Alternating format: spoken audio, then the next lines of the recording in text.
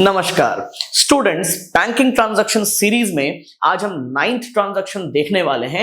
आइए जरा समझते हैं ट्रांजैक्शन हमसे क्या कह रहा है। तो बोलता है कि when payment is made by issue of a cheque. समझने वाली बात है कि बिजनेस कभी भी किसी को अगर पेमेंट कर रहा है तो वो कौन होगा जिसे बिजनेस पेमेंट करेगा। तो हम ऐसा समझ सकते हैं कि कोई क्रेडिटर ही होगा जिसे बिजनेस पेमेंट कर रहा होगा। तो यहां पे हमने उस क्रेडिटर को डिनोट करने के लिए एक पर्सनल अकाउंट मेंटेन किया हुआ है। दूसरी बात जो है यहाँ पे वो यहाँ पे देखिए चेक से पेमेंट कर रहा है बिजनेस, तो हमें यहाँ पे बैंक अकाउंट भी मेंटेन करना होगा, क्योंकि समझने वाली बात है कि बिजनेस को नहीं पता कि वो क्रेडिटर कब जाके वो चेक बैंक में डिपॉजिट कर दे। तो इसीलिए सेफ्टी के लिए बिजनेस जैसे ही चेक इशू करता है वो बैंक अकाउंट को मेंटेन करना शुरू कर देता है। आइए जरा आप समझते हैं इस ट्रांजैक्शन में हुआ क्या है।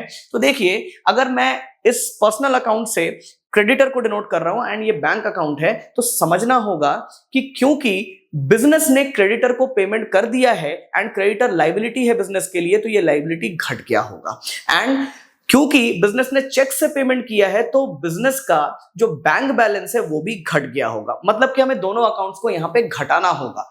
तो मैं इस बात को कहीं नोट करता हूं कि हमें इन दोनों अकाउंट्स को घटाना है। अब मॉडर्न अप्रोच के हिसाब से अगर हम लोग देखें तो पर्सनल अकाउंट जो कि क्रेडिटर को यहां पर रिप्रेजेंट कर रहा है वो बिजनेस के लिए एक लायबिलिटी अकाउंट बनता है। एंड जितने भी लायबिलिटी अकाउंट्स होते हैं उनका क्रेडिट बैलेंस होता है। उसी तरीके से अगर हम लोग बैंक अकाउंट को समझे तो बैंक अकाउंट बिजनेस के लिए मॉडर्न अप्रोच के हिसाब से एक एसेट अकाउंट होगा एंड जितने भी एसेट अकाउंट होते हैं इसका डेबिट बैलेंस होता है। अब समझना इसमें यह है, क्योंकि इस अकाउंट का बैलेंस क्रेडिट था, इसका मतलब अगर हम क्रेडिट में ट्रांजैक्शंस को लिखेंगे इस अकाउंट में, उससे इसका बैलेंस बढ़ेगा एंड डेबिट में ट्रांजैक्शन को लिखेंगे तो उससे इसका बैलेंस घटेगा। तो देखिए, हमें यहां पे इस अकाउंट को घटाना है तो हम इसमें डेबिट में ट्रांजैक्शन को लिखेंगे। तो कुछ भी चीज जब हम अकाउंट के डेबिट साइड में लिखते हैं तो हमें 2 लगा के लिखना पड़ता है। जिस अकाउंट को बना रहे उसका नाम यहां पे कभी नहीं आता, तो हमें रेफरेंस के लिए इससे रिलेटेड अकाउंट जो कि बैंक अकाउंट है यहां पे लिखना पड़ेगा।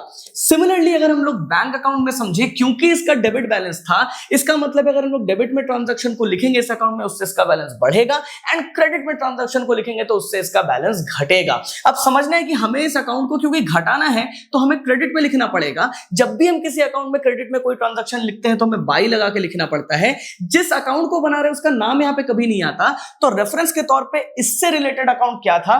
पर्सनल अकाउंट, जो कि एक क्रेडिटर को यहां पे डिनोट कर रहा है, हमें यहां पे लिखना पड़ेगा। आशा करता हूं कि मैं आपको ये ट्रांजैक्शन भी समझा पाया हूं। Thank you very much.